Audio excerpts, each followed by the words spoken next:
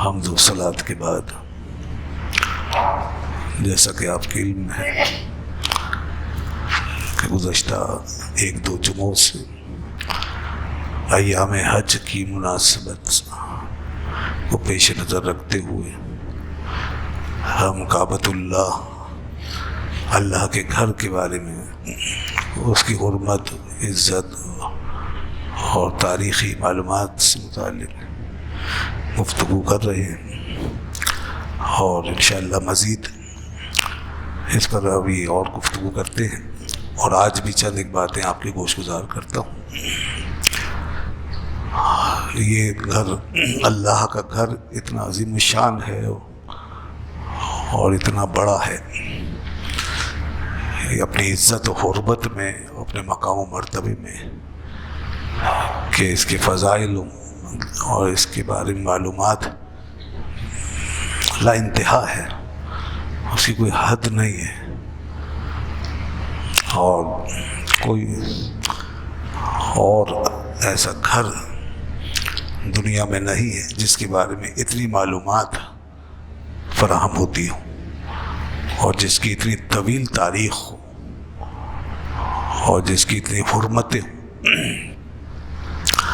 تو یہ بیت اللہ، قرآن حکیم میں اللہ نے اس کا ذکر فرمایا، اور اس کو مختلف ناموں سے اللہ تعالیٰ نے خود یاد فرمایا۔ ایک نام اس کا بیت اللہ ہی ہے، جس میں اس کی عزت، حرمت اور بزرگی کو ملحوظ رکھا گیا، کیونکہ جب اللہ کی طرف کسی چیز کی نسبت ہوتی ہے تو اس چیز کے اندر عزت، حرمت اور بزرگی داخل ہو جاتی ہے۔ اب یہ جو نسبت ہے یہاں پر، یہ نسبت، اس کو تشریفی نسبت کہتے ہیں، اضافت تشریفی، نسبت تشریفی، یعنی اللہ سے ایک نسبت یہ ہوتی ہے کس چیز کی، کہ وہ چیز اللہ تعالیٰ کی ذات کی طرف منسوب ہو کے محترم اور مشرف ہو جائے۔ تو اس لیے اللہ کا گھر جب کہا تو اب یہ احترام یہاں پہ خود بخود ثابت ہو گیا، اس کی نسبت اللہ کی طرف ہو گئی۔ تو یہ بھی فرمایا گیا، بیت اللہ بھی کہا گیا، اور اس کو کعبہ بھی کہا گیا، اس کا ایک نام کعبہ بھی ہے، اور کعبہ جو ہے وہ اس کے اپنے معنی ہے۔ قرآن حکیم میں کوئی 2 یا 3 دفعہ کعبہ یہ لفظ آیا ہے، جیسے سورہ مائدہ میں اللہ تعالیٰ نے فرمایا جعل اللہ الکعبۃ بیت الحرام، کعبہ جو بیت حرام ہے اس کو اللہ نے بنایا قیام للناس، لوگوں کی بقا کا ذریعہ، اس کو کعبہ اللہ تعالیٰ نے فرمایا۔ کعبہ جو ہے یہ ایسی چیز کے لیے بولا جاتا ہے، لفظ کعبہ، کاف، عین اور با، یہ مادہ، اور اس سے جو لفظ بنتے ہیں وہ ایسی چیز کے لیے کہ جس میں ابھار، ابھری ہوئی، اپنی سطح سے بلند اور مکعب ہو، یعنی اس چوکور ہو، گول نہیں، گول چیز مدور ہوتی ہے، تو وہ چوکور ہو، اسکوائر میں ہو، یا اسکوائر میں اگر نہ بھی ہو تو کم از کم ابھری ہوئی، تو ایسی چیز یا جگہ کو یہ کاف، عین، با کے مادے سے لفظ بنا کر دیا گیا۔ جیسے ہمارے پیروں میں جو گٹا ہے، ٹخنا، یہ نکلا ہوا ہے نا اوپر، اس کو کعب کہتے ہیں، یہ دونوں طرف جو ہڈی ابھری ہوئی ہے اس کو کعب کہتے ہیں۔ اور قرآن حکیم میں اہل جنت کے لیے وَكَوَاعِبَ أَتْرَابًا یہ لفظ آیا ہے، تو یہ ہے کعب کی لغوی حقیقت۔ تو اب اس کو بیت اللہ کو کعبہ جو کہا جا رہا ہے، اس کی وجہ یہ ہے کہ یہ سطح زمین سے ابھری ہوئی جگہ ہے، اور اسکوائر میں بھی ہے، تو اچھا خاصا بلند ہے، اوپر نیچے زمین ہموار ہے، اور یہ ایک اسکوائر میں بنا ہوا گھر ابھرا ہوا بلندی پر، تو اٹھا ہوا وہ نظر آ رہا ہے، تو اس لیے اس کا نام کعبہ ہے۔ اس لیے یہ کعبے کہنے کی لغوی وجہ ہے، اب اس کا یہ نام جو ہے بطور علم کے اس کے لیے استعمال ہوتا ہے۔ اب کسی اور چیز کو ہم جو ابھری ہوئی ہو اسے کعبہ نہیں کہیں گے، اور مسجدوں کو کعبہ نہیں کہیں گے، کعبہ اب اس جگہ کا نام ہے۔ اسی طریقے سے اس کا ایک نام قبلہ بھی ہے، ہم اس کو قبلہ بھی کہتے ہیں۔ اور قبلے میں کیا ہے؟ قبلے میں یہ حقیقت ہے کہ جو اب اس کے لیے ایک شرعی حکم ہے کہ ساری دنیا کے لوگ اس کی طرف رخ کریں۔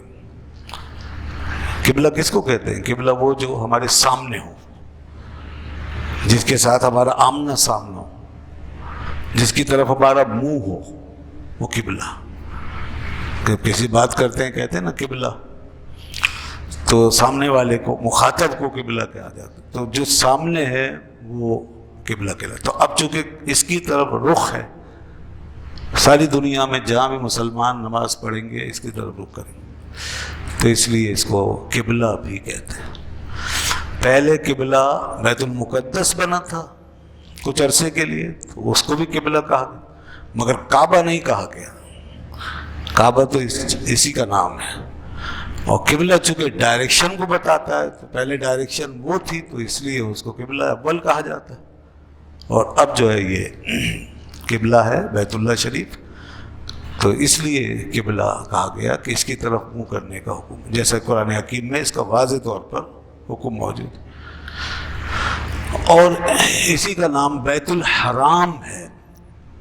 حرام لفظ کے بارے میں نے پچھلے جمعے میں اچھی خاصی تفصیل عرض کی تھی کہ حرام کیوں کہتے ہیں اور اس سے کیا مراد۔ تو حرمت والا گھر، اور اسی کے گرد جو چاروں طرف گول دائرے کی صورت میں پھیلی ہوئی جگہ ہے، جس میں مطاف بھی ہے اور پھر پیچھے پوری مسجد ہے، یہ سب المسجد الحرام ہے۔ یہ سارا حصہ جو اس کے گرد جس میں نماز ہوتی ہے یہ مسجد حرام۔ تو اس کے ارد گرد اب تو بہت توسیع ہو گئی، جتنی بھی توسیع ہو جائے اس کے گرد یہ حصہ جو ہے یہ مسجد حرام کہلائے گا، اور اس مسجد حرام کی بڑی فضیلت ہے اور بڑا اجر و ثواب ہے۔ اس پورے حصے میں نماز ہوگی، نماز ہوتی ہے، اور یہاں نماز پڑھنے کا ثواب آپ کو معلوم ہے کہ 1,00,000 نمازوں کے برابر۔ بہرحال علماء دین نے اس میں اور بھی وسعت نکالی ہے کہ جو لوگ ہوٹلوں میں حرم کے اندر نماز پڑھ رہے ہیں یا کوئی نیکی کا کام کر رہے ہیں حدود حرم میں، تو ان کے لیے بھی یہ اجر ہے، صرف مسجد کی 4 دیواری تک محدود نہیں ہے۔ اب جیسے کہیں نماز ہوٹل میں پڑھی گئی یا باہر روڈ تک چلی گئیں صفیں رش کی وجہ سے، تو ظاہر ہے وہ بھی پھر اس حکم میں داخل، ان کو بھی یہ اجر ملے گا، ان کے لیے بھی 1,00,000 نمازوں کا ثواب۔ اور خواتین جو گھروں میں پڑھتی ہیں یا ہوٹلوں میں پڑھتی ہیں نماز، تو ان کے لیے تو بہتر یہی ہے کہ وہ وہیں نماز پڑھیں، یہاں صرف طواف کے لیے آئیں۔ حرم شریف میں انہیں صرف طواف کے لیے آنا چاہیے، اور ایسے وقت میں آنا چاہیے جس میں رش کم ہو، تو باقی نماز اگر وہ اپنی جگہ پہ قیام گاہ پہ پڑھیں گی تو ان کو پورا ثواب ملے گا، کیونکہ خواتین کے جمع ہو جانے کی وجہ سے بہت سارے مسائل پیدا ہو رہے ہیں اور ہوں گے، اور پھر ظاہر سی بات ہے اتنی مقدس جگہ پہ اگر غلطیاں ہونے لگیں گی مردوں سے یا عورتوں سے، بد نگاہی بھی اگر ہوگی کسی کی طرف سے، تو وہ کتنا بڑا گناہ لکھا جائے گا۔ تو اس کے اسباب کم سے کم ہونے چاہیے نا، تو اس لیے یہ ایک الگ موضوع ہے۔ تو میں عرض کر رہا تھا کہ یہ مسجد حرام یہ پورا ایریا ہے جو اس کے گرد ہے، اور پھر اس کے گرد کئی میلوں تک پھیلا ہوا جو حصہ ہے وہ حدود حرم ہے، جس کا میں نے پہلے حکم عرض کیا تھا کہ حدیث میں اس کی بڑی تفصیل بیان کی کہ کیا اس کی حرمت کیا ہے۔ یہ پورا ایریا کئی میلوں تک پھیلا ہوا ہے، یہ حدود حرم ہے۔ یہ سب سے زیادہ قریب مسجد عائشہ ہے جہاں سے حرم شروع ہوتا ہے. مسجد تنیم جو ہے، اس کو تنیم بھی کہتے ہیں اور مسجد عائشہ بھی کہتے ہیں، سب سے زیادہ قریب وہی ہے. اور اس کے علاوہ چاروں طرف یہ ایریا پھیلا ہوا. یہ تعین خود اللہ کے رسول صلی اللہ علیہ وسلم نے کر دیا ہے، یہاں بھی اور مدینے میں بھی. اور اس کے لیے یہاں مکہ مکرمہ کے لیے آپ صلی اللہ علیہ وسلم نے خود ارشاد فرمایا کہ وَلَا يُعْدَدُ شَوْكُهُ وَلَا يُنْفَرُ صَيْدُهُ وَلَا يُلْتَقَطُ لُقْطَتُهُ وَلَا يُخْتَلَى خَلَاهَا. فرمایا کہ نہ اس کا کوئی کانٹا توڑے، اس کے کسی پھول پودے کو نہ توڑے، اس کے کانٹے کو کسی چیز کو نہ توڑے، نہ اس کے شکار کو ہکایا جائے بھگایا جائے، اور نہ یہاں کسی چیز کو اٹھایا جائے مگر وہی شخص اٹھائے الا من عرفہا، جو اس کا اعلان کرے، اس کی تشہیر کرے. ولا یختلا خلاہا، اور نہ کسی بوٹی کو، کسی جڑی بوٹی کو توڑا جائے، اس کو نوچا نہ جائے. یہ سب آپ نے خود ارشاد فرمایا، اور یہ ساری تفصیل احادیث میں ہے. قرآن پاک میں تو صرف بیت الحرام کہا گیا، مسجد الحرام فرمایا گیا، اور اس جگہ کے بارے میں بس یہ احکام بتائے گئے، یہ چیزیں بتائی گئی کہ کیسی حرمت والی جگہ ہے. لیکن اس کی حدود کیا ہیں، اس کی ڈیٹیل کیا ہے، یہ سب حدیث میں. اب اگر حدیث کو کوئی نہ مانے تو پھر وہ کیسے اس کی حدود کو تعین کرے گا. اچھا، اب یہ حدود حرم جس کا میں نے ذکر کیا، اس کے لیے جگہ جگہ بورڈ لگے ہوئے. اس کے بعد پھر حدود حرم سے جب نکلتے ہیں تو ایک اور ایریا شروع ہوتا ہے، وہ کہلاتا ہے ہل. وہ ہل ہے، تو وہ پھر اس سے باہر ہے، حرم اس کی حدود سے باہر. جیسے مسجد عائشہ کے بعد پھر ہل شروع ہو جائے گا. تو اب اس کے بعد پھر جو حدود آتی ہیں وہ میقات کہلاتے ہیں. یعنی ایک حصہ ہل کا آتا ہے، اس کے بعد پھر میقات شروع ہوتا ہے. اب یہاں تو خیر مسجد عائشہ سے احرام باندھا جائے گا جیسا کہ حدیث میں آیا، لیکن اور جگہوں سے جو احرام باندھیں گے تو میقات سے، جہاں جہاں میقات ہیں وہاں سے، جیسے ذوالحلیفہ ہے، جیسے کرن المنازل ہے، جیسے یلملم ہے، جیسے جحفہ ہے. یہ میقات جو ہے یہ وہ جگہ جہاں سے آپ کو احرام باندھ کے اندر آنا ہے. بغیر احرام کے یہاں سے کوئی اندر آئے گا تو اس کے اوپر دم لازم آ جائے گا. جو بھی مکہ مکرمہ آئے گا، اللہ کے گھر کی طرف آ رہا ہے، مکے کا ارادہ کر رکھتا ہے، چاہے اس کا حج عمرہ کرنے کا ارادہ ہو یا نہ ہو، جب داخل ہوں گے میقات سے تو اس کو احرام باندھنا ہوگا. بغیر احرام کے اگر داخل ہوئے تو دم لازم آئے گا. اگر کوئی چلا جائے تو فوراً واپس جائے اور پھر احرام باندھ کے آ جائے تو اس کا دم ساکت ہو جائے گا، پھر اس کو آ کے عمرہ یا حج وغیرہ کرنا ہوگا.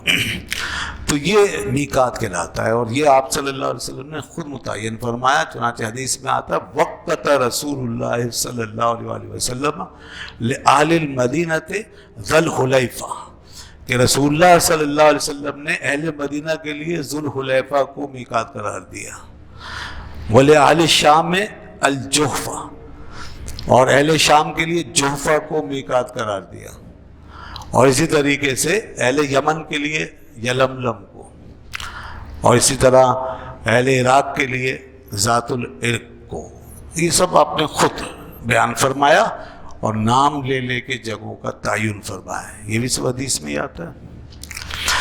تو یہ پورا ایریا ہو گیا ایک بہت بڑے رقبے کے اندر، جس میں میقات سے چلے ہل آیا، اس کے بعد پھر حرم شروع ہو گیا. پھر حرم کے اندر آ کر مسجد حرام آئی، مسجد حرام کے اندر مطاف آیا، اور مطاف کے اندر پھر حتیم و حجر آیا اور کعبۃ اللہ. اللہ کے رسول صلی اللہ علیہ وسلم جب داخل ہوئے یہاں تو ہمیشہ اسی طرح احرام باندھ کے عمرہ آپ نے فرمایا. آپ نے کل 4 عمرے فرمائے، 4 عمرے فرمائے، اور آپ نے ایک عمرہ جیرانہ سے فرمایا تھا. جیرانہ کا مقام، وہاں سے عمرہ بڑا عمرہ کہلاتا ہے، وہاں سے آپ نے عمرہ کیا. اس کے علاوہ حجۃ الوداع جب آپ نے فرمایا اس کے ساتھ ایک عمرہ فرمایا. اور اسی طرح صلح حدیبیہ کے موقع پر جو احرام آپ نے باندھا عمرے کا، تو وہ بھی ایک عمرہ شمار ہوگا، اگرچہ وہ عمرہ کرنے نہیں دیا گیا لیکن وہ شمار ہوا، کیونکہ اس عمرے کا اجر سب کو حاصل ہوا۔ پھر اس عمرے کی قضا جو لازم ہو گئی، جب احرام باندھ لیتے ہیں تو پھر ایک عبادت لازم ہو جاتی ہے، یعنی عمرہ لازم ہو جائے گا، اگر احرام باندھ لیا ہے تو وہ کرنا پڑے، تو اس لیے پھر اس کی قضا کی گئی، تو وہ قضا پھر یہ ایک عمرہ ہوا۔ تو اس طرح یہ 4 عمرے آپ نے ادا فرمائے، جو حقیقتاً مطلب 3 ہیں، ویسے شمار میں 3 ہیں عملاً، لیکن ایک اس میں حکماً داخل ہے، یعنی اجر و ثواب کے لحاظ سے، تو اس طرح وہ 4 ہو گئے۔ اور ایک حج فرمایا آپ نے، حجۃ الوداع، یعنی حج فرض ہونے کے بعد ایک حج فرمایا۔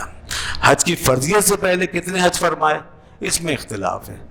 بعض لوگوں نے کہا ہے کہ آپ ہر سال حج پہ تشریف لے جاتے تھے جب مکے میں تھے، جب آپ مکے میں تھے اس وقت ہر سال حج فرمایا، قریش کے ساتھ آپ حج کرتے، تو اس طرح آپ نے کئی حج فرمائے۔